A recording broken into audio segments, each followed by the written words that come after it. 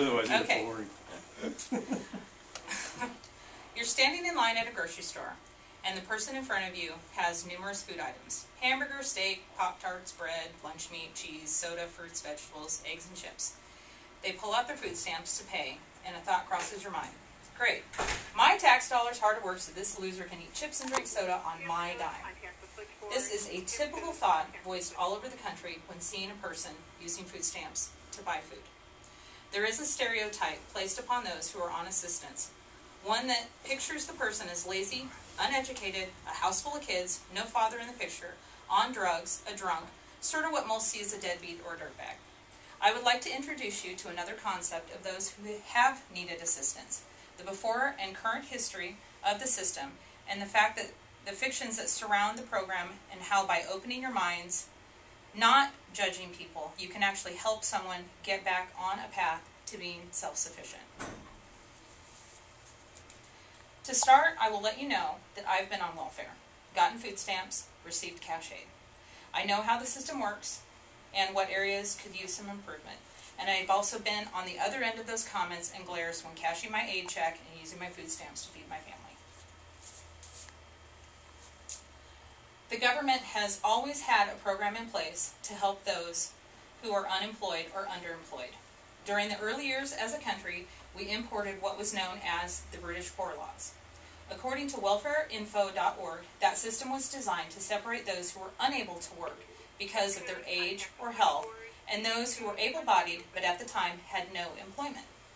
Then our country went through the Great Depression, and many people who had never wanted for anything found themselves in the same predicament as the poor, and the welfare system as we knew it became the standard. FDR was the president who made separate departments of the government, such as the Health and Human Services Department, HHS, which is usually where your cash aid and food stamps are generated from, and HUD, Housing and Urban Development, which finds people affordable housing. Under the HHS program is where you found those who became the poster children for welfare. Those folks who passed the legacy of getting help from generation to generation because those folks were not being educated on how to escape the system and rise above their circumstances. It became easy to just get your cash aid check every month, get an actual food stamp book, which some people did sell as a 2-for-1. You give me $50, I'll give you $100 in food stamps. They learned to work the system to get cash, and as some might not believe, it was not always to buy drugs, alcohol, and cigarettes, things that you can't purchase on food stamps. But for the most, it was about getting cash to pay a light bill or get a bus pass, things that are not usually thought from those who have been in the situation of never wanting for anything. But as we know it, the system was in desperate need of repair, and in 1996, Bill Clinton put together the Welfare Reform Act, which overhauled the system. This is where facts meet fiction. Once the new bill was signed, the old system of doing things went away. For those receiving cash aid, it is limited to 5 years, 60 months in your lifetime. That's right, lifetime.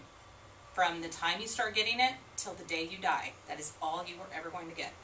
No longer can you get cash aid, which is now called FIP, the Family Investment Program. According to the Iowa Department of Human Services website. Now, to get FIP, you have to have children in your home under the age of 18 that are in school if they're age appropriate. When I was on FIP 10 years ago, I received a check for $436 a month for a family of 4. I had 60 days to find employment, working a minimum of 30 hours a week, or be signed up in school full-time. This was called my FIA, Family Investment Agreement. I went to the Workforce Development Center, met with somebody who helped me write a resume, and I had to go to work class meetings. Another misnomer is that if you have another child while you're on aid, you get extra money. That is false. When you get on FIP, there is no extra money if you get pregnant while you are receiving assistance. You have to go off assistance for 6 months and then reapply. Today, the average time spent on FIP is between 2 and 5 years. These are usually people who are in school or going through the various programs to learn how to become self-sufficient. The plus is that reform actually did some good. According to mathematicanpr.com, Most of the heads of families who left FIP in the spring of 1999 were employed with jobs making more than minimum wage. These are not people who were looking for a hand out forever, but just needed some guidance as to how to rise above. With food assistance, once called food stamps, the program too was overhauled. The booklets that could be sold on the street for cash were replaced with something similar to a debit card called an EBT, the Electronic Benefits Transaction.